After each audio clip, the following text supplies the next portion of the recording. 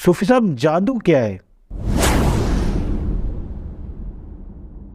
کیونکہ کچھ لوگوں کو کہتے سنا کہ میرے کاروبار پہ جادو ہو گیا، میری فیکٹری پہ جادو ہو گیا، میرے گھر پر جادو ہو گیا، میرے اہل خانہ پہ جادو ہو گیا۔ جادو کی حقیقت ہے یا نہیں؟ اگر ہے تو اس کی وضاحت دیں۔ جی احمد عباسی صاحب صحیح فرما رہے ہیں۔ جادو پہلے ہمیں سمجھنا ہوگا جادو کہتے کسے ہیں۔ جادو کے معنی ہے چھپا کے کرنا، یعنی مخفی۔ جیسے آپ نے میجک دیکھا ہو، میجک اکثر لوگ میجیشن کرتے ہیں کہ وہ کبوتر نکالنے آستین سے، کبھی کچھ کر رہے ہیں تو آدمی انسپائر ہو جاتا ہے اس کا کبوتر دیکھ کے، یہ کہاں سے آیا؟ تو پہلے ہم جادو کو سمجھتے ہیں نا، جادو ہو گیا مخفی، یعنی چھپا دینے والی چیز، یعنی چھپ کے کرنے والی چیز کو ہم جادو کہتے ہیں۔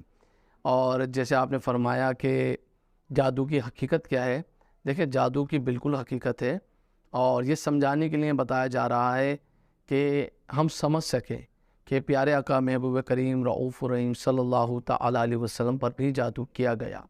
یہ ہمارے لیے سمجھنے کے لیے ہے کہ اگر آپ پہ نہ کیا جاتا تو آج دنیا کے اندر جادو نہیں سمجھ پاتے۔ تو جب آپ پہ کیا گیا تو آپ کے سر میں ہلکا ہلکا سا درد آپ نے محسوس کیا، جس کے بعد اللہ تبارک و تعالیٰ نے 2 صورتیں نازل فرمائی، سورہ فلق اور سورہ ناس۔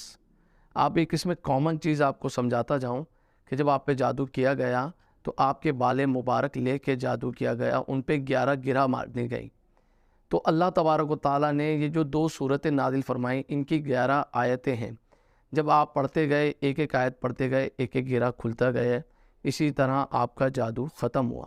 اب یہ سب چیزیں ہمارے لیے ہیں کہ ہمیں سمجھنا ہوگا کہ جادو کی حقیقت کیا ہے۔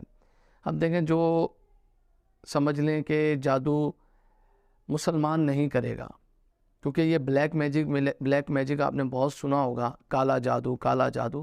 اسے کالا جادو اس لیے کہا جاتا ہے کہ یہ کالے علم سے کیا جاتا ہے، یعنی ہندو ہو گئے، عیسائی ہو گئے، غیر مسلم لوگ اس جادو کو کرتے ہیں، اس لیے اسے کالا جادو کہا جاتا ہے۔ تو کامن ہو گیا بھئی بلیک میجک کر دیا، مجھ پہ کالا جادو ہو گیا، مجھ پہ جادو ہو گیا۔ تو اس جادو کے توڑ کے طریقہ کار ہوتے ہیں۔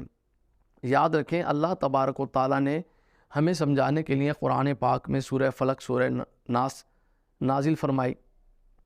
اس لیے نازل فرمائی گئی کہ ہم جادو کے علاج کو بھی سمجھ سکیں۔